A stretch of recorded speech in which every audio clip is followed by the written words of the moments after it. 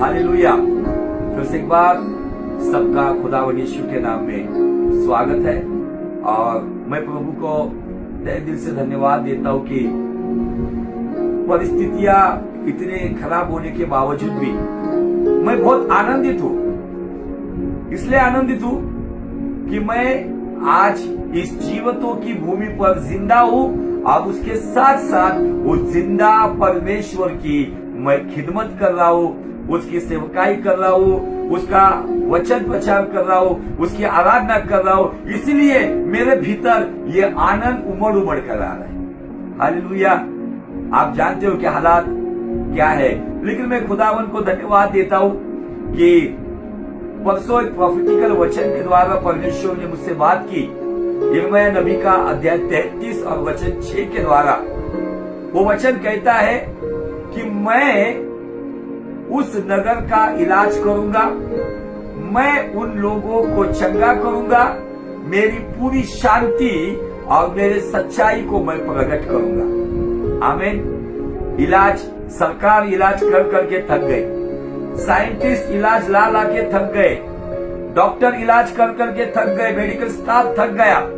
और उस दिन जब ये वचन आया, परसों की बात है, मैंने प्रभु को कहा ये केवल वचन के द्वारा नहीं चाहिए, मुझे इसका कंफर्मेशन चाहिए। सच में अगर इस वचन के द्वारा तू करने जा रहा है ना, तो उसके कुछ मुझे सबूत चाहिए।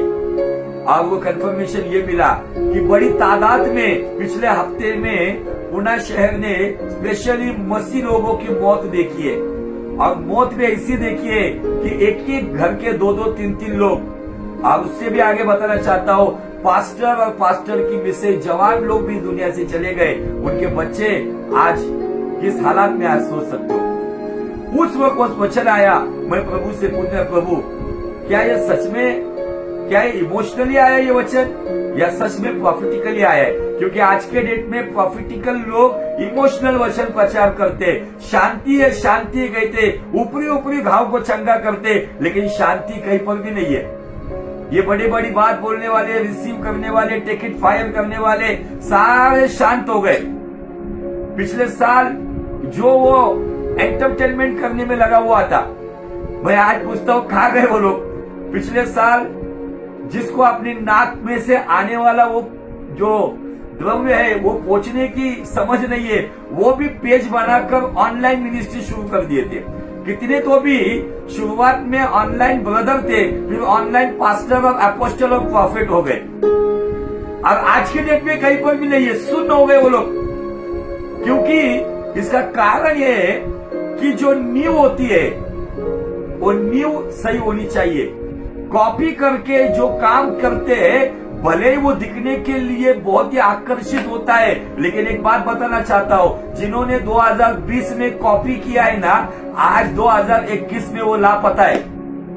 जो ओरिजिनल होता है, जो जेन्युइन होता है, जो खुदा की ओर से होता है ना, वो हालात गंभीर हो या अच्छे हो, वो मसीह कहलाने वाली चट्टान पर बने रहते हैं। या ऐसे कॉपी करने वाले कितने आएंगे कितने जाएंगे। आपको और मुझे वो समझ होनी चाहिए, आपके और मेरे पास वो आत्मा का वरदान होना चाहिए कि हम पहचाने क्या ये सच में परिपक्व है, क्या ये सच में प्रभु की ओर से है, या ये कहीं से कॉपी करके मुझे ये बातें बता रहा है। ये आपको और मुझे समझने की जरूरत है। बहुत बड़ी तादाद में 2020 में ऑनलाइन फेसबुक को अगर किसने यूज किया होगा तो मसीह लोगों ने यूज किया होगा। हर संडे को, हर दिन यहाँ पे उस पेज पे बात कर रहे, इस पेज पे बात कर रहे, लगातार ये चल रहा था। लेकिन 2021 के अप्रैल महीने में एक गंभीर शांति का अनुभव हमें दिख रहा है। सब माहौल सुनसान हो गया है, लेकिन इन परिस्थितियों में हमारा शांति का राजा हमारे जीवन में राज करता है। Hallelujah, praise the Lord. और आज जिस वचन को मैं लेकर आया हूं, उस वचन का विषय है बड़े काम का मतलब क्या।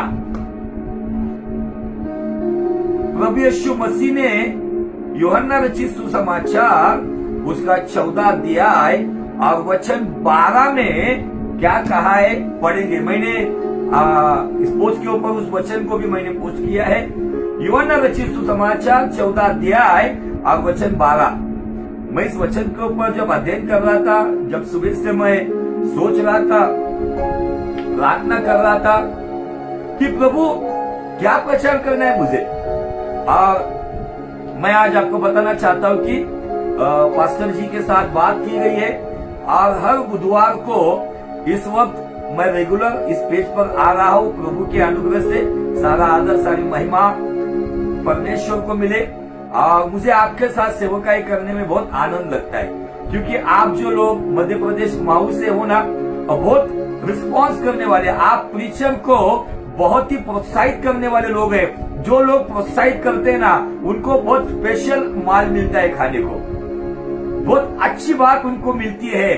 जो लोग वचन को रिएक्ट नहीं करते, वचन के प्रति जब वो रिस्पॉन्ड नहीं करते ना, तब प्रचारक भी और डाउन जाता है। लेकिन जो लोग वचन को रिएक्ट करते हैं ना, तो मुझे आपको बताना है कि प्रचारक भी आपको बेहतरीन खाना खिलाता है। Hallelujah, praise the Lord. और महू के लोगों का फिर से एक बार स्वागत है। आप जैसे अगर इस तरीके से आप रिस्पॉन्ड करने वाले लोग हैं, तो मुझे आपको बताना है कि निश्चय ही आपके जीवन में खुदा के वचन को अधिक महत्व है, इसीलिए आप वचन को महत्व देकर ये रिस्पॉन्ड करते हो। तो खुदावन आपको उसके वचन में बहुत आशीषित करे। तो आइए हम ध्यान देंगे यूहन्ना रचित सुसमाचार 14 अध्याय और वचन 12, gospel of John chapter 14 and verse 12। Yeshu Masih कहते हैं, मैं तुमसे सच सच कहता हूं, मैं तुमसे सच सच कहता हूं कि जो मुझ पर विश्वास रखता है, ये काम जो मैं करता हूं वह भी करेगा, वरन इनसे भी बड़े काम करेगा, क्योंकि मैं पिता के पास जाता हूं। ये 14 अध्याय को जब हम देखते हैं, यीशु मसीह ने 14 अध्याय से जो बात करना शुरू की चेलों के साथ, 14 अध्याय, 15 अध्याय, 16 अध्याय, ये 3 अध्याय बात करने के बाद 17 अध्याय में वो अपने पिता से बात कर रहे हैं। लेकिन मैं इस वचन को इसलिए लेकर आया हूं आज, यहां पे बता रहा है यीशु मसीह, जो मुझ पर विश्वास करता है। मैं अगर आपको आज सवाल करूं, कलीसिया में सवाल करूं, कितने लोग यीशु में विश्वास करते हैं, तो मुझे आपको बताना पड़ेगा 100% व्यक्ति अपना हाथ उठाएगा और कहेगा, हाँ मैं यीशु पे विश्वास करता हूं। लेकिन जब मैं अगर अगला सवाल पेश करूंगा, क्या यीशु जो करता है क्या आप वो करते हो, तो आप पूछेंगे यीशु क्या करता है, तो यहाँ पे लिखा है, यीशु कहता है, जो बड़े काम मैं करता हूं मुझ पर विश्वास करने वाला भी करेगा, वरन उससे भी बड़े काम। तो फिर आपको मैं सवाल करूंगा, वो बड़े काम कौन से? तो ये बड़े काम के बारे में अगर हम देखेंगे, तो आज के डेट में ये जो वचन है, आपको पता है कुछ लोग पावर मिनिस्ट्री वाले, गौर से सुनो मेरी बात, पावर मिनिस्ट्री वाले मतलब कौन? तेल बेचने वाले, पानी बेचने वाले, जैसे मन में आई वैसी भविष्यवाणी करने वाले, लोग गिरते नहीं तो उनको जबरदस्ती गिराने वाले, केवल ये ऊपरी ऊपरी बात बताने वाले, अपना उल्लू सीधा करने वाले, वचन के माध्यम से फंड रेजिंग करने वाले, केवल अपनी पॉपुलैरिटी के लिए सब प्रकार का दिखावा करने वाले, बॉडीगार्ड लेके घूमने वाले, जो स्टेज पर यहाँ से वहां उछलने वाले, जो पुलपिट को जोर जोर से मारकर केवल ये बाह्य स्वरूप की ताकत दिखाने वाले, ये लोग जो पावर मिनिस्टर है ना, ये लोग इस वचन को गलत तरीके से पेश करते हैं। आज इस वचन के द्वारा मैं कुछ बातों की नींव डालने वाला हूँ। ये संदेश आज के डेट में खत्म नहीं होगा, क्योंकि हर बुधवार हम टीचिंग एंड प्रीचिंग इस लेवल पर इस विषय के ऊपर एक गहरा अध्ययन करने वाले हैं। जैसा प्रभु हमें उसमें लेकर जाएगा, मैं और आप पवित्र आत्मा का हाथ थामकर वचन के उस पूरे डीप ओशन में, गहरे समंदर में जाने वाले हैं। ऊपरी ऊपरी तैरना बंद करना है हमें। और मैं जानता हूं कि माऊ के लोग ऊपरी ऊपरी तैरने वाले लोग नहीं है, क्योंकि उनके पास परमेश्वर के ऐसे अगुए हैं। मैं आपकी स्तुति नहीं कर रहा हूं या आपको खुश करने वाली बातें नहीं कर रहा हूं, आप वचन से भरे हुए लोग हैं, इसीलिए आपका रिस्पॉन्ड हमें समझ में आता है। हालेलुया। और ये आज के दिन में ये प्रचार खत्म नहीं होगा, तो आज मैं केवल एक नींव डालने वाला हूँ। एक ग्राउंड तैयार करने वाला हो, एक फाउंडेशन डालने वाला हो, और उस फाउंडेशन का सब्जेक्ट है बड़े काम का योग्य मतलब क्या। ये जो पावर मिनिस्टर लोग हैं ना, गौर से सुने मेरी बात को, आप कहेंगे ये पावर मिनिस्टर वाले जो बड़े बड़े टेंट लगाने वाले, मैं बड़ी भीड़ के पीछे जाने वाले लोगों को नाम नहीं रख रहा हूं या बड़े चर्च को नाम नहीं रख रहा हूं, मैं वह उस लोगों को बता रहा हूं कि जो लोग वचन को, जैसे पौलुस कहते हैं कि कुछ लोग वचन को तोड़ मरोड़ कर मिलावट करते हुए अपना उल्लू सीधा करने के लिए, अपने फायदे के लिए खुदा के वचन को पर्पसली गलत इस्तेमाल करते हैं। ये पावर मिनिस्ट्री वाले क्या कहते पता है? देखो यूहन्ना 14:12 में यीशु मसीह कहता है कि जो मुझ पर विश्वास करता है वो बड़े काम करेगा, वरन मुझसे भी बड़े काम करेगा। अब इस बड़े कामों के पास अगर मैं आता हूं तो यीशु मसीह ने अपनी सेवकाई का प्रारंभ किया, राइट? तो अगर हम देखेंगे यीशु के काम, ओके, यीशु के काम की जो शुरुआत हो गई, जो पहला चमत्कार हम सभी को पता है, उस शादी के दौरान जब दाखरस खत्म हुआ तो यीशु ने पानी का दाखरस बनाया, ओके। तो ये पावर मिनिस्टर वालों के लिए या आपके नॉलेज के लिए बताना चाहता हूं, मुझे एक मैन ऑफ गॉड बताओ कि जिसने पानी का दाखरस बनाया। लोग इस वचन का इस्तेमाल गलत रीति से करते हैं। यीशु को बताना क्या है ये उन्हें समझ नहीं आ रहा है। यीशु मसीह ने उसके बाद जब हम देखते हैं कि दूसरा चमत्कार, जो सूबेदार का बेटा, जो सूबेदार कफरनहूम से आया था और वो काना में आके यीशु को कहता है मेरा बेटा मरने से पहले तू मेरे घर चल। यीशु ने कहा जा, बेटा बच गया। शायद ऐसा कोई चमत्कार हुआ होगा, किसी मैन ऑफ गॉड ने प्रार्थना की होगी, सिविल पेशेंट चंगा हो गया रहेगा, नो प्रॉब्लम। उसके आगे अगर हम जब देखेंगे, यीशु मसीह ने 5 रोटी और 2 मछली के द्वारा 5000 केवल पुरुषों को खाना खिलाया। अगर 5000 पुरुष है, पुरुष मतलब एक परिपक्व, एक मैच्योर्ड व्यक्ति, और उस जमाने में जब पुरुष परिपक्व हो जाता था उसकी सही समय पर शादी हो जाती थी। अगर 5000 पुरुष है तो निश्चय 5000 उनकी स्त्रियां, उनकी पत्नियां वहां पर है, और उसके साथ साथ हर एक को अगर 2 बच्चे भी पकड़ेंगे तो 10,000 बच्चे तो यहाँ पर ही हो गए, क्योंकि रोटी बच्चे के पास आई थी, वो बच्चे ने वो रोटी ला की दी थी। ऐसा कोई है? यीशु ने 5 रोटी 2 मछली से 5000 पुरुषों को खाना खिलाया। ऐसा कोई है जिसने 2.5 रोटी और 1 मछली से 10,000 को खाना खिलाया? नहीं। यीशु मसीह ने लाजरस के कब्र के पास तीसरे दिन गया, राइट? उसने लाजरस की कब्र के बाहर रुक के आवाज दिया, लाजरस बाहर आ जा। आज बहुत सारे लोग कहते हैं हमने मुर्दों को जिलाया, मुर्दों को जिलाया। मुझे आपको बताना है क्या ऐसे काम हम कब्रिस्तान में, आज मैं आपको बताऊं कि कब्रिस्तान नाम आया तो मुझे अभी बहुत कॉमन लग रहा है, क्योंकि इस महीने में मैं इतनी बार कब्रिस्तान, इवन परसों शाम को भी मैं फ्यूनरल करके आया हूँ। हमारे पुणे शहर में कोविड से जिन लोगों की मौतें हुई है उसके लिए एक अलग जगह दी है कब्रिस्तान में। कम से कम वो 5 एकड़ की जगह है, और आज मैं आपको बताऊं क्या, उस 5 एकड़ में 2.5 एकड़ जगह पूरे तरीके से कब्रिस्तान में इतनी मौतें हुई है, 2.5 एकड़ जगह खत्म हो गई है। आज कोई है ऐसा जो बड़े काम की बात करता है, पावर मिनिस्ट्री की बात करता है? क्या आप उस जगह पर जहां पर किसी व्यक्ति को गाड़ा गया है, क्या उस कब्र के पास रुककर आज कोई कहेगा कि आजा बाहर? यीशु मसीह हमें जो बता रहा है ना, वो समझ भी नहीं आ रहा है लोगों को। यीशु मसीह पानी पर चला है, कोई व्यक्ति आज पानी पे चलने वाला?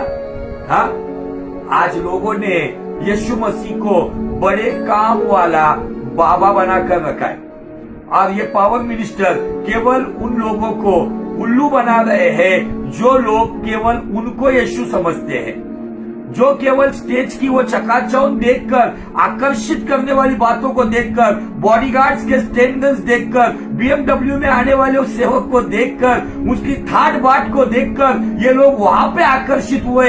लेकिन जो वचन को देखकर आकर्षित हुआ है, जो वचन से आकर्षित हुआ है ना, वो अपने जीवन में परिस्थिति कुछ भी हो, वो हालात के सामने नहीं तो यीशु के सामने झुकता है। हालेलुया। ये जो बड़ी बड़ी बातें करने वाले, डींग मांगने वाले, मैं खुलेआम उनको चैलेंज करता हूं, तुम्हारे बड़े बड़े काम जो तुमने गवाही के साथ कहा, हमारा अनॉइंटेड तेल लेके जाओ, फलाना होगा, अनॉइंटेड पानी लेकर जाओ, 100 रुपए की बोतल, 200 रुपए की बोतल, ये लेकर जाओ, तुम्हारा जीवन बदल जाएगा। मैं आज आपको बताना चाहता हूं, आ जाओ हमारे महाराष्ट्र में, पुणे शहर में, हमारे पुणे शहर में 3 बड़े बड़े जम्बो कोविड सेंटर है, जहां पर बड़ी तादाद में मरीज एडमिट है।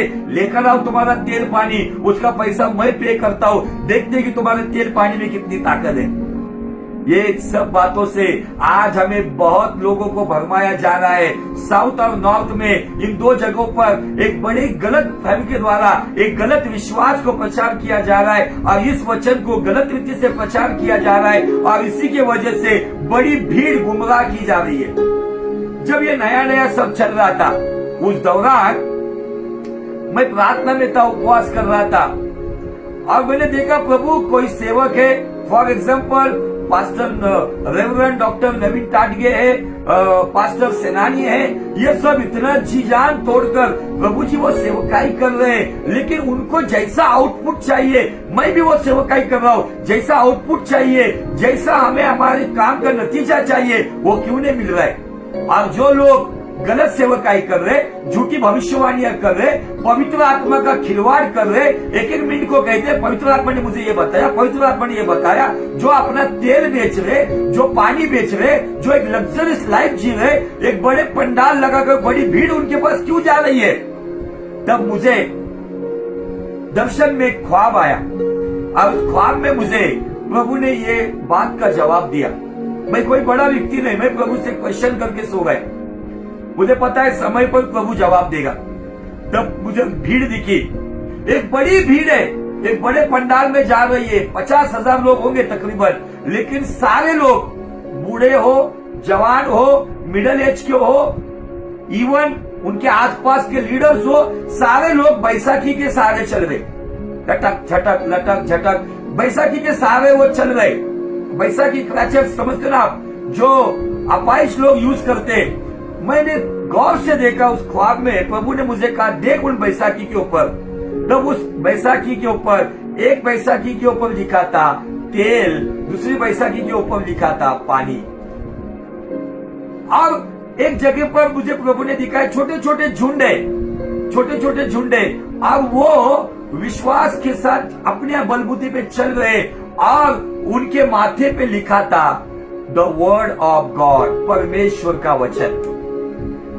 मुझे प्रभु ने उस दर्शन के द्वारा जवाब दिया, जो बड़ी भीड़ जा रही है ना, वो अपाहिज विश्वासी है, जो विश्वास की चाल नहीं चलते हैं, जो तेल पानी और पास्टर की बैसाखियों के सहारे पे, जो भौतिकता के सहारे पे बड़े पंडाल में जा रहे, लेकिन छोटे छोटे झुंड है, उन झुंड में वे लोग जा रहे जो अपने माथे पर खुदा के कलाम का अभिमान रखते हैं। Hallelujah, praise the Lord. आज खुदावंद चाहता है कि हमें इन बातों को समझना होगा। और ये जो 14-12 यूहन्ना का क्या कहता है हमें, बड़े काम मतलब क्या। आज बड़े कामों के ऊपर हम देखेंगे, यीशु मसीह ने जो बड़े काम किए, क्या उसमें से उससे रिलेटेड शायद दुष्टात्मा निकालते होंगे, लेकिन मैं आज आपको बताऊं, मेरे जीवन में मैंने बहुत सारे लोगों को देखा है, दुष्टात्मा निकलती है, उस व्यक्ति को फिर से 8 दिन के बाद तकलीफ होती है। वहां पे आज बहुत सारे मीडिया के ऊपर है ना, कुछ लोग अपने आप को पॉपुलर करने के लिए उनके चर्चेस के अंदर गिरने वाली वो स्त्रियां है, वो लड़कियां है, उनके वीडियोस डालते हैं और उनको लगता है कि हम जैसा कोई नहीं है। वो हाथ रखने के बाद लोग गिरते हैं, लोग चिल्लाते हैं, उनके कपड़े कैसे भी दिखते हैं। मुझे आपको बताना है, ये सारे अपने आप को फेमस करने वाली स्ट्रैटेजीज है। मुझे अगर अपने चर्च में अगर सही में वो परमेश्वर का दास है ना, वो किसी गिरने वाली स्त्री का वीडियो नहीं बनाएगा। मेरे चर्च में मैं सख्ती से बताता हूं, मैं हूं या कोई सेवक हूं, अगर कोई बहन गिरती है या कोई स्त्री गिरती है, उसका कोई वीडियो नहीं आना चाहिए। मुझे सवाल है कि वो सेवक, क्या उसकी माँ, उसकी बहन अगर गिरती है तो क्या उसका वीडियो वो डालेगा सोशल नेटवर्किंग साइट पे? कभी नहीं डालेगा। तो फिर प्रभु में वो भी मेरी बहन है, वो भी मेरी माँ है, जो प्रार्थना में शायद बंधनों से छुटकारा पाकर या अभिषेक से भरकर जब वो गिरती है ना, तो उसका वीडियो बनाकर मैं अपने मकसद के लिए, अपने लाभ के लिए अगर पोस्ट करता हूं ना, तो मैं एक स्वार्थी सेवक हूं। प्रभु हमें बड़े कामों के बारे में जो बातें बता रहा है, ये बड़े कामों की ओर हमारा ध्यान होना चाहिए। कौन सा बड़ा काम? यीशु ने ऐसा कौन सा बड़ा काम किया? यीशु ने कहां से शुरुआत की, किस तरीके से शुरुआत की, हमें इन बातों को समझना होगा। क्या लगता है आपको, अगर आप कहेंगे बड़े काम मतलब यीशु ने की हुई चंगाई, यीशु ने की हुई भविष्यवाणियां, यीशु ने जिलाए हुए मुर्दे, यीशु ने किया हुआ प्रचार, तो अगर यहां पर समझो मैं हूं, आप मुझे जानते हो, मैं आपके शहर का हूं, अगर मेरे ऊपर, अगर आपको मेरे ऊपर बायोग्राफी लिखनी है, मेरा आत्मदर्शन मतलब मेरा जीवन का ब्यौरा अगर आपको लिखना है, और उसमें आपने केवल 10% ही मेरे बारे में वो बात लिखी, तो क्या ये किताब सच्ची होगी क्या? बिल्कुल नहीं। ये किताब आधी किताब होगी, आधा सत्य होगा। अगर आपको पूरा सत्य चाहिए तो आपको राजू ठाकुर को बचपन से लेके इस उम्र तक आपको उसका स्टडी करना होगा कि वो कितने कौन से साल में जन्मा, वो कहाँ रहता था, वो क्या काम करता था, किस संगति में रहता था, किस तरीके का ये व्यक्ति है। इन सब बातों का आपको पूरी तरह से उसका एक अभ्यास करना होगा, तब जाकर मेरे जीवन का 100% वर्णन आप उस किताब में कर सकते हो। लेकिन अगर आप यीशु मसीह के बड़े काम कहेंगे ना, तो जो काम आप कह रहे हो ना, चिन्ह चमत्कार वाली बातें, चंगाई देने वाली बातें, प्रचार करने वाली बातें, पानी पे चलने वाली बातें, मुर्दों को जिलाने वाली बातें, तो ये सारे काम यीशु मसीह ने अपने 3.5 साल में किया है। तो फिर वो 30 साल में क्या करता था? तो आपको ये बात समझना होगा। Hallelujah, praise the Lord. तो आज आपके सवालों के जवाब परमेश्वर देने जा रहा है। जो 15 मिनट हमारे पास बचे, उस 15 मिनट में हम कुछ ऐसी बातें देखेंगे कि यीशु की नजरों में हमारे लिए बड़े काम मतलब क्या है।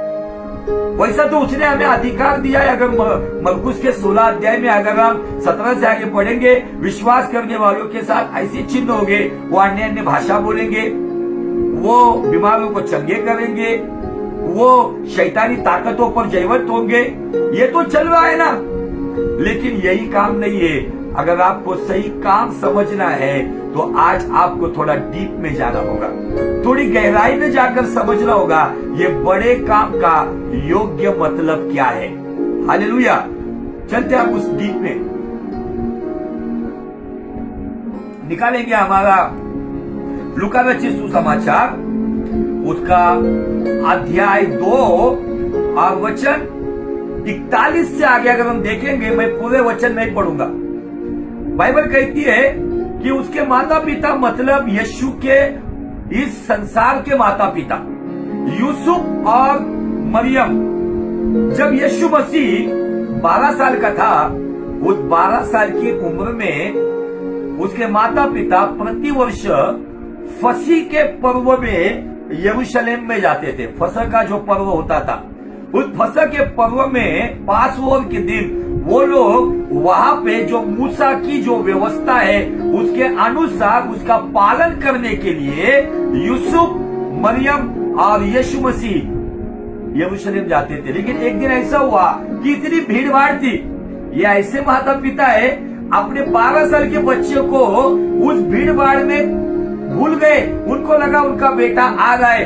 ये नासरत पहुंचने के बाद उनको पता चलता है कि उनका बेटा तो उनके साथ आया ही नहीं। देखो, ऐसे भुलक्कड़ माँ बाप के साथ भी परमेश्वर का पुत्र अपने स्वर्गीय पिता की इच्छा का आज्ञा पालन करने के लिए उनके साथ रहता था। यहाँ पे ऐसे माँ बाप है, कोई माँ बाप इतना बड़ा सफर है, इस सफर के दौरान थोड़ा भी उन्होंने छानबीन नहीं की कि हमारा बच्चा कहाँ है। लेकिन बाइबल कहती है यीशु मसीह वहां पे, अगर 45 वचन के आगे अगर हम देखेंगे तो यीशु मसीह बड़े बड़े ज्ञानी उपदेशकों के साथ 3 दिन तक, कितने दिन? 3 दिन तक उनके साथ वो परमेश्वर की बातें किया कर रहा था। वो परमेश्वर के वचनों के बारे में बात कर रहा था। 12 साल की उम्र में यीशु मसीह का पहला काम हमें दिखता है। कौन सा काम है? वचन से भरा हुआ काम, वचन की पूरी तरह से जानकारी रखने वाला व्यक्ति। वो वचन के आधार पर बड़े बड़े ज्ञानियों को जो यरूशलेम में थे, वो लोग आश्चर्यचकित हो जाते थे, वो अचंभित हो जाते थे। ऐसी बातें मैं जब 3 दिन के बारे में सोचता हूं ना, आप जस्ट इमेजिन करो, कल्पना करो, हम लोग कभी कभी 2 घंटा प्रचार सुन नहीं पाते, 2 घंटा वचन के ऊपर चर्चा कर नहीं पाते। यीशु मसीह 3 दिन वचन पे बात कर रहा था। उसके माँ बाप तो निकल गए थे, क्या खाया होगा, क्या पिया होगा, कहाँ सोया होगा, किस तरीके से उसे सर्वाइव किया था पता नहीं। लेकिन यीशु मसीह के अंदर जो जुनून था ना, वो जुनून ये था, पिता के बारे में, उसके वचन के बारे में लोगों को जानकारी हो, लोग पहचाने कि स्वर्गीय पिता कैसा है। हालेलुया। मुझे आपको बताना है, इस अध्याय के माध्यम से अगर हम परमेश्वर के दृष्टिकोण में अगर बड़े काम क्या है पता है, तो हमें वो जुनून होना चाहिए कि मेरा परमेश्वर ऐसा है। मेरे परमेश्वर के बारे में मुझे दानियल नबी के 11 अध्याय में 32 वचन में बहुत बेहतरीन बात लिखी है। वहां पे लिखा है, जो अपने परमेश्वर को जानते हैं वो हियाव बांधकर बड़े काम करेंगे। Hallelujah, praise the Lord. बड़े काम का विवरण दानियल 11:32 में दिया है। दानियल 11:32 कहता है, जो लोग अपने परमेश्वर का ज्ञान रखते हैं वो हियाव बांधकर बड़े काम करेंगे। इसलिए मतलब क्या, हमारे जीवन में खुदा का कलाम भरा हुआ रहना चाहिए। माऊ के लोगों के प्रति मुझे बहुत आनंद होता है कि आप वचन से भरी हुई ये कलीसिया है, वचन के साथ चलने वाली कलीसिया है, वचन को महत्व देने वाली कलीसिया है, वचन का ज्ञान रखने वाली कलीसिया है, वचन पर चलने की कोशिश करने वाली ये कलीसिया है। Hallelujah, praise the Lord. और मुझे आज आपको बताना है, यहाँ पे वो लोग आश्चर्यचकित हुए क्योंकि यीशु मसीह के अंदर जो जुनून था, जो ज्ञान था, वो देखकर ज्ञानी लोग, बुजुर्ग लोग, उनकी आंखें फटी की फटी रह गई, उनका मुंह खुला का खुला रह गया। 12 साल के बच्चे को देखकर मुझे आपको बताना है, ये बुजुर्ग लोग आश्चर्यचकित हो गए। और जब यूसुफ और मरियम वहां पे आए और उन्होंने कहा, यह है किसकी संतान, यह है किसका बेटा जो इतना ज्ञान रखता है, तब ये बातों को सुनकर यूसुफ और मरियम को आनंद करना चाहिए था। यूसुफ मरियम क्या कहते, देखो इस वचन को हम पढ़ेंगे। तब वे उसे देखकर चकित हुए और उसकी माता से कहा, हे पुत्र, उसके माता ने उससे कहा, हे पुत्र, तूने हमसे क्यों ऐसा व्यवहार किया? देख, तेरा पिता और मैं कूदते हुए तुझे ढूंढते थे। उसने उनसे कहा, मतलब यीशु ने कहा, तुम मुझे क्यों ढूंढते थे? क्या नहीं जानते थे कि मुझे अपने पिता के भवन में होना अवश्य है? परंतु जो बात उसने उनसे कही, उन्होंने उसे नहीं समझा। जो बात यीशु मसीह ने उनसे कही, वास्तविक यूसुफ को बताया गया था कि यीशु मसीह कौन है, मरियम को बताया गया था कि यीशु मसीह कौन है, लेकिन उसके बावजूद इन लोगों में वो समझ की आत्मा नहीं थी, वो समझ का ज्ञान नहीं था कि यीशु मसीह क्या कहना चाहते हैं। और उन्होंने यीशु के ऊपर यहाँ पर कुड़कुड़ाते हुए कहा कि तूने हमसे ऐसा व्यवहार क्यों किया? और बाइबल कहती है 51 वचन में, तब वह उनके साथ गया। यीशु मसीह परमेश्वर का पुत्र, खुद खुदा होने के बावजूद भी यीशु मसीह के काम की शुरुआत यहाँ से होती है। बाइबल कहती है कि उसने भले ही 12 साल की उम्र में वहां पर लोगों को आश्चर्यचकित किया। वो कह सकता था, मम्मी डैडी आप मुझे क्या समझते हो, देखो इन लोगों से अधिक ज्ञानी मैं हूं। लेकिन वो परमेश्वर का पुत्र, मनुष्य का पुत्र भी था। और जिन माँ बाप के हाथ में, जिनके ऊपर उसकी जिम्मेदारी दी गई थी, जहां पर उसको जितना समय रखा गया था, बाइबल कहता है तब वह उनके साथ गया और नासरत में आया, वह उनके वश में रहा। उनके वश में रहा मतलब, उनके वश में रहा मतलब यही है बड़ा काम। आप कहेंगे ये कैसा बड़ा काम? आप किस आधार पर कहते हो ये बड़ा काम? वश को और एक शब्द है अधीनता।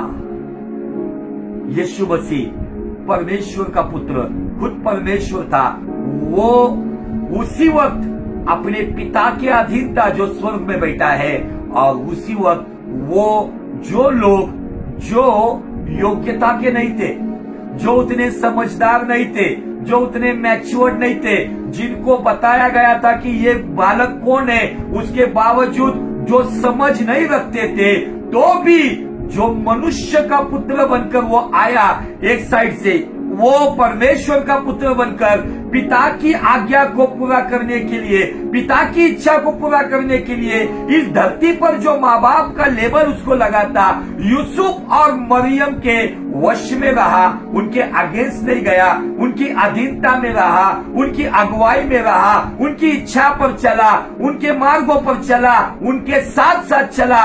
भले ही उनकी अधीनता में रहने के यूसुफ मरियम लायक नहीं थे, लेकिन पिता की इच्छा थी, यहोवा पिता की इच्छा थी, इसीलिए ये बड़ा काम यहाँ पर हमें दिखाई पड़ता है कि वो 12 साल की उम्र में था। वहां से बाइबल कहता है कि वो अपने नासरत में गया, उनके वश में रहा, और उसकी माता ने ये सब बातें अपने मन में रखी। हालेलुया।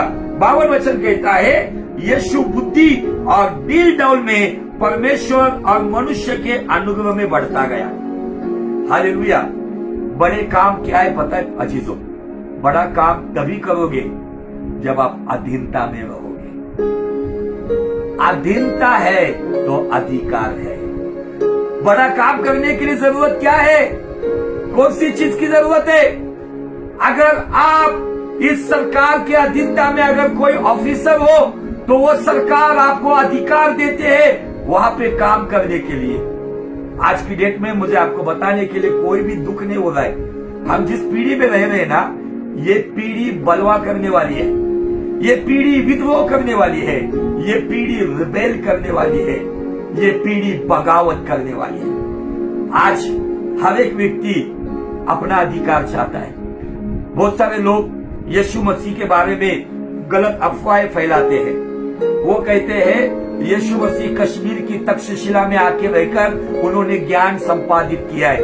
मैं उसको एक सिंपल जवाब देना चाहता हूँ। अगर यीशु मसीह 18 साल का जो समय है, 12 साल की उम्र में वो हमें दिखता है कि वो नासरत गया, अपनी माँ बाप के वश में रहा, मतलब उसकी अधीनता में रहा, और तुरंत मैं थोड़ा सा कैलकुलेशन करना चाहता हूँ आपके साथ, थोड़ा सा गणितीय पद्धति से, आज मैथमेटिकली पद्धति से हम इन बातों के ऊपर ध्यान लगाएंगे। 2:51 में कहता है 12 साल की उम्र में वो अपने माँ बाप के घर में रहा, कारपेंटर का बढ़ाई का काम करते रहा, माँ बाप के साथ, बाप के हाथ के नीचे वो बेंचेस बनाता था, स्टूल बनाता था, कुर्सियां बनाता था, ये सब बातें वो करता था। और इमीडिएट लूका का 3:23 कहता है जब यीशु आप उपदेश करने लगा तब तो लगभग 30 वर्ष की आयु का था, जैसे समझा जाता था। हालेलुया। मैं आज फाउंडेशन डाल रहा हूं, आज नींव डाल रहा हूं, इस नींव को समझ लो। बड़े काम कब करोगे? जब उसका ज्ञान रखोगे। बड़े काम कब करोगे? जब अधीनता में रहोगे, क्योंकि जो अधीनता में रहता है वही बड़े काम का अधिकारी होता है। Hallelujah, praise the Lord. अगर आपके जीवन में अधीनता नहीं है तो अधीनता में ये 4 शब्दों को मैं बताना चाहता हूँ। अधीनता का पहला क्या है पता था आपको? आ में आता है आज्ञा पालन, धी में आता है धीरज, न में आता है नम्रता, और ता में आता है तालमेल।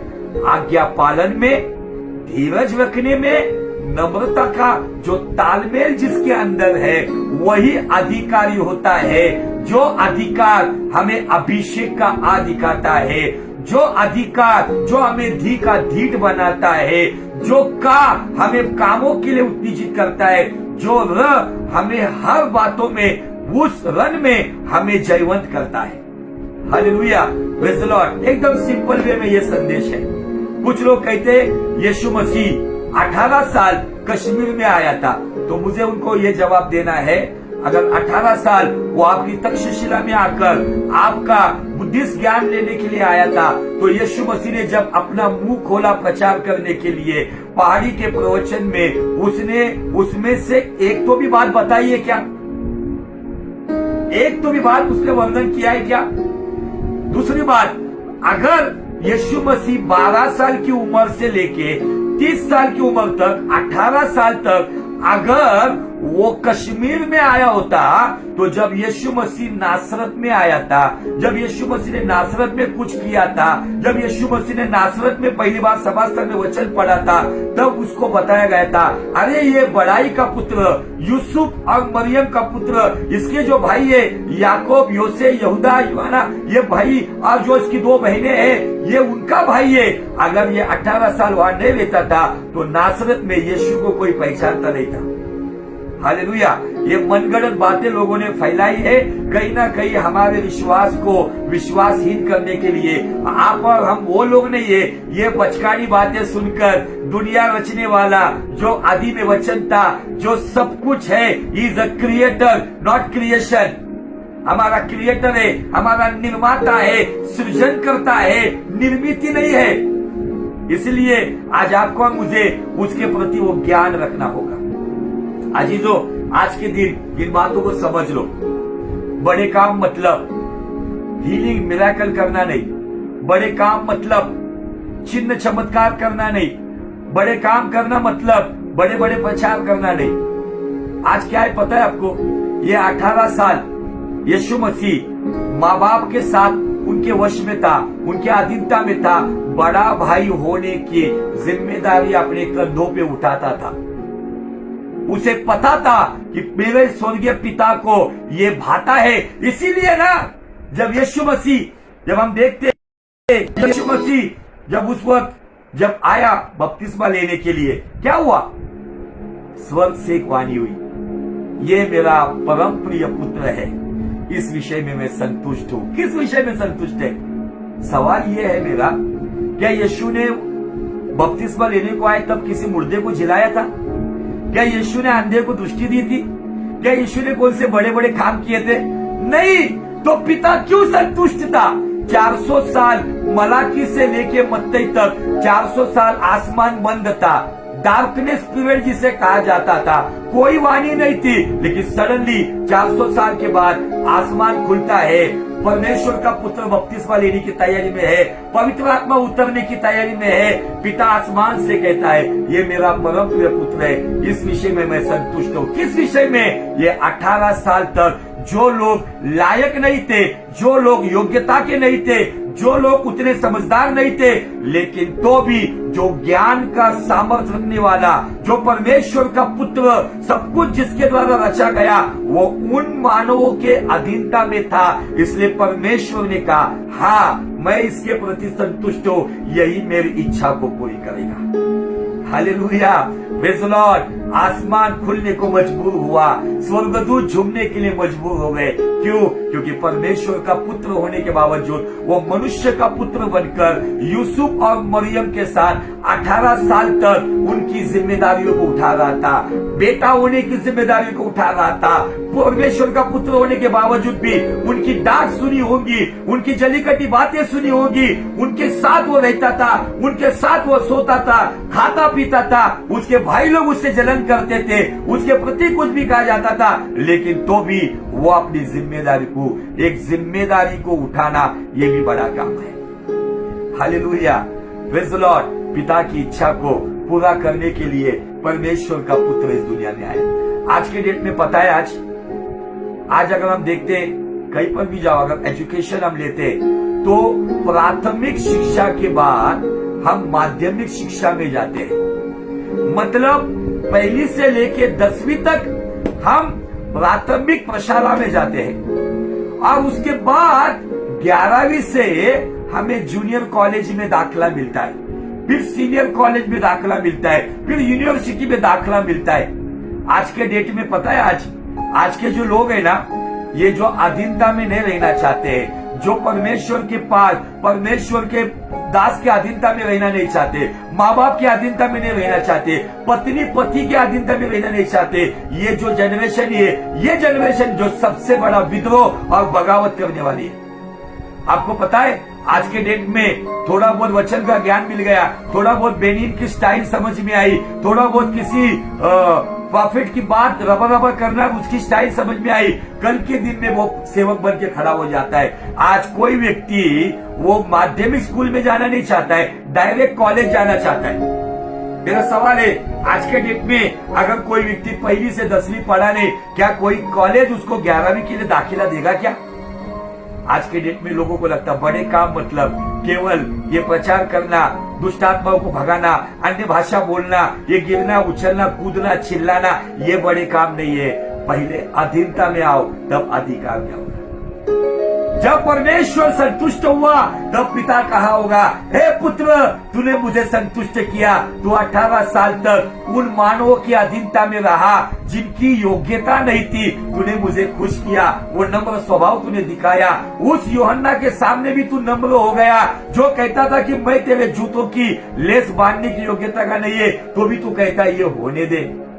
तू परमेश्वर होने के बावजूद मनुष्य के सामने नम्र हो गया। इसलिए पुत्र, मैं तुझसे खुश हूँ। चल निकल सेवकाई को, तू शब्द बोलेगा, तूफान रुक जाएगा, तू शब्द बोलेगा, मुर्दा बाहर आएगा, तू हाथ रखेगा, बीमार चंगे होंगे, तू शब्द बोलेगा, अद्भुत बातें होंगे, तू पानी पे चलेगा, तू आग पे चलेगा, तू क्रूस पर मारा जाएगा, तू मृत्यु पर जिलाया जाएगा, तू सब कुछ करेगा। इसलिए करेगा कि तूने अधीनता का बड़ा काम किया है, और यही अधीनता मेरे पुत्र तुझे अधिकार देती है। आज के डेट में अधीनता के ऊपर शिक्षा सुनने के लिए भी लोग तैयार नहीं है। मैं आपको बताना चाहता हूँ, एक बड़ी भीड़ मुझे छोड़कर गई है। क्यों छोड़कर गई है पता है? कि वो अधीनता में रहना नहीं चाहती है, वो अधिकार में रहना चाहती है। Everybody want rights and authority, nobody want submission. आज कोई भी समर्पण नहीं चाहता, हर एक व्यक्ति को अपना अधिकार चाहिए। मैं कहता हूं आपको अधिकार मिलेगा। यीशु मसीह ने 18 साल इंतजार किया।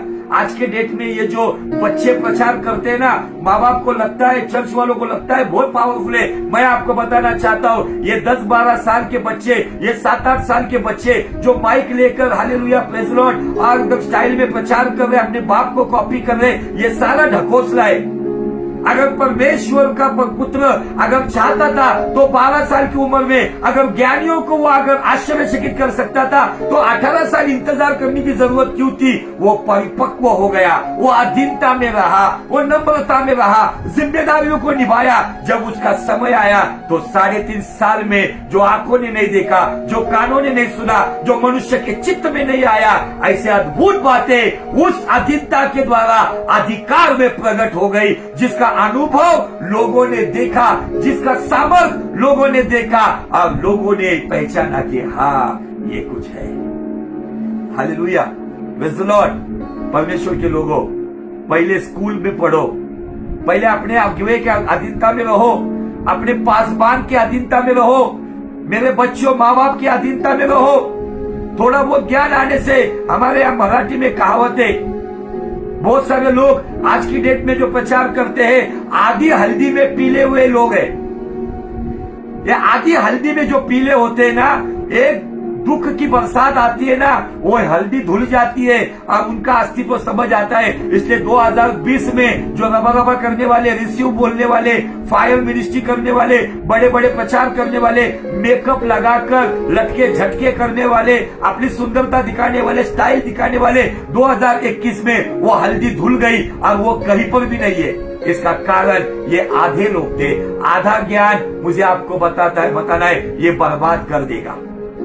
इसलिए परिपक्व हो जाओ, और परिपक्व होने के लिए हमें अपने अगुवे के अथॉरिटी में, उसके सबमिशन में, उसके अधीनता में, आज्ञा पालन में, धीरज से सहते हुए, नम्रता से, वो तालमेल रखते हुए जब समय आएगा, खुदावन कहेगा, हे पुत्र, हे कन्या, खड़ी हो जा, मैं बताता हूं, मैं तुझे कहता हूं, जा, तो अधिकार मैंने दिया है उसका इस्तेमाल कर। जैसे मेरे पुत्र ने उस अधिकार का इस्तेमाल किया, जैसे मेरा पुत्र 18 साल तक अधीनता में रहा, जैसे मैंने उसको अधिकार दिया, जो तिरड़ी के ऊपर जो मरा हुआ था उसको जिलाया। मुझे आपको बताना है, खुदावन ये काम हमें देगा।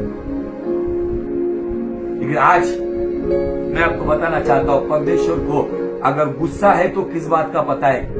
जो बलवा करने वाले लोग, कितनी तो भी ऐसे लोग हैं जो कलीसिया में उसी अगुवे के हाथ के नीचे तैयार होते और उसके खिलाफ बगावत करके चले जाते। उसी कलीसिया को तोड़कर 4 लोग लेकर एक अलग झुंड बनाकर बताते, we are so anointed. Sorry, आप अनॉइंटेड नहीं कह सकते हो। अगर आपको अलग होना है तो अपने अगुवे के साथ बात करो, वो आपको सहायता करेगा, वो आपको दिशा देगा, वो आपको मार्गदर्शन करेगा। आप ऐसे संबंध रखो कि जब भी आपके सामने मुलाकात हो तो आप नजर मिला सके, ऐसा जीवन जियो। प्रभु आपसे बहुत प्यार करता है। यीशु मसीह कहता है, मैं सच सच कहता हूं, जो मुझ पर विश्वास करता है वो बड़े काम करेगा, वरन मुझसे भी बड़े काम करेगा। हम नहीं कर सकते उससे। यीशु मसीह ये कह रहा है, मतलब यीशु से बड़े होंगे क्या हम? अरे 18 साल तक जिन लोगों की योग्यता नहीं थी उनकी अधीनता में रहा, हम 18 घंटे किसका सुन नहीं सकते? वो 18 साल तक उनकी आज्ञाओं का पालन कर रहा था, परमेश्वर होने के बावजूद मनुष्य की इच्छा पे चल रहा था। आज खुदावन चाहता है हमें मैच्योर होना होगा। ये थोड़ी बहुत नॉलेज आप हमें भले ही थोड़ा बहुत लोगों को हमें बहुत अच्छी बात करता है, लेकिन ये टेम्पररी कॉपी की बात है।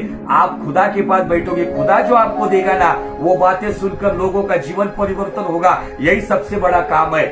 अंधा चंगा होने से, लंगड़ा चंगा होने से, मुर्दा जिलाने से स्वर्ग में आनंद नहीं होता है। तो बाइबल कहती है, जब एक पापी पश्चाताप करके मन फिराता है तो स्वर्ग में बड़ा आनंद होता है। और पापी पश्चाताप कब करेगा? जब खुदा की ओर से आप ताजा मन्ना लाओगे और वो जब आप प्रचार करोगे तो एक व्यक्ति बदल जाएगा। तो वो प्रचार भले हजारों को चंगाई देगी, भले हजारों को वरदान चंगाई करेंगे, लेकिन एक सच्चा प्रचार अगर एक पापी को बदलता है तो हजारों की चंगाई से स्वर्ग में आनंद नहीं होता है, तो एक पापी के परिवर्तन से स्वर्ग में आनंद होता है। हालेलुया।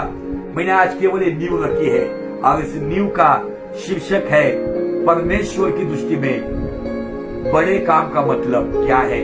जवाब है अधीनता। अधीनता से हम अधिकार में आते हैं, अधिकार से हम महानता में आते हैं, महानता से हम परमेश्वर के जन कहलाते हैं। Hallelujah, praise the Lord. अपने आप को चेयर अप करो, अपने आप को उत्तेजित करो और कहो, हाँ मैं परमेश्वर का पुत्र हूँ, परमेश्वर की कन्या हूँ। जो आज तक मैंने शायद बलवा किया होगा, विद्रोह किया होगा, बगावत की होगी, माँ बाप के साथ किया होगा, आओ क्षमा मांगो और कहो मुझे क्षमा कर।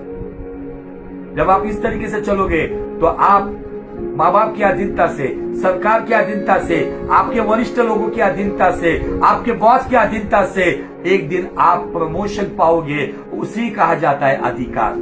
इसीलिए जब 18 साल वो अधीनता में रहने के बाद जब वो सेवकाई की शुरुआत करता है तब पानी का दाखरस होता है। शब्द सुनकर सूबेदार का बेटा कफरनहूम में चंगा होता है। जब वो बोलता है तो 5000 लोग 5 रोटी 2 मछली से खाते। वो पानी पे चलता है, लाजरस बाहर आता है, तिवड़ी पर का वो व्यक्ति जवान खड़ा हो जाता है। याईर की बेटी को तलीता कुम कहता है। ये क्यों हुआ? क्योंकि 18 साल तक जो योग्यता के नहीं थे उनकी अधीनता में हो रहा।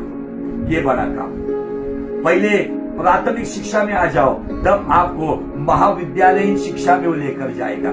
पहले स्कूल में पढ़ो, फिर कॉलेज की सेवकाई करो। कॉलेज की सेवकाई जो 3.5 साल की सेवकाई करने से पहले यीशु मसीह स्कूल में था। आपको मुझे भी स्कूल में आना होगा, तब कॉलेज में दाखिला मिलेगा।